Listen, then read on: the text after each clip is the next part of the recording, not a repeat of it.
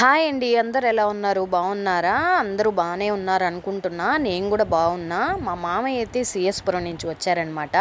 వచ్చిన 2 డేస్కే water changing అవ్వచ్చు, climate changing అవ్వచ్చు, ఆయనకైతే ఫీవర్ రావడం అనేది జరిగింది. పాపం తట్టుకోలేకపోయారనమాట. భయంకరంగా వచ్చేసింది. సో ఇక నేను ఆలస్యం చేయకుండా వెంటనే మెడికల్ షాప్కి వెళ్ళి సిచ్యువేషన్ ఇది, మార్నింగ్ బాగానే ఉన్నారు, ఈవినింగ్ కల్లా అంత ఫీవర్గా ఉంది అని చెప్పాను సిచ్యువేషను. దాన్ని బట్టి ట్యాబ్లెట్స్ అయితే తీసుకొని వచ్చి వేసిన తర్వాత ఈవినింగ్ కాస్త లేసి కూర్చున్నారనమాట. నేను తినిపిస్తాను అని ఒక 2 ముద్దలు పెట్టాను.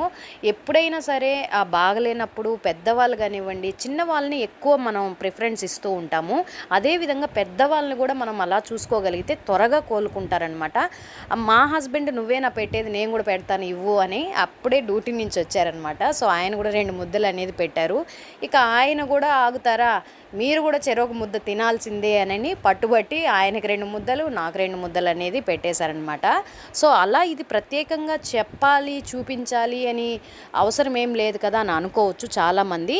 బట్ ఇక్కడ ఏంటంటే బాగలేని వాళ్ళు మన సొంత వాళ్ళైనా, మనకు కావాల్సిన వాళ్ళైనా, వాళ్ళకి ఏదన్నా ఒక ప్రాబ్లం ఉంది, బాగలేదు అని అన్నప్పుడు, హెల్త్ పరంగా బాగలేదు అని అన్నప్పుడు దగ్గర కూర్చొని ఎలా ఉంది, ఏంటి నీ పరిస్థితి ఏంటి, హాస్పిటల్కి ఏమన్నా వెళ్దామా, మెడిసిన్ తీసుకుంటావా, ఇలా ప్రేమగా కూర్చొని మాట్లాడుకుంటూ ఉంటే వాళ్ళు చాలా త్వరగా కవర్ అయ్యేదానికి ఛాన్సెస్ అయితే ఎక్కువ ఉంటాయి.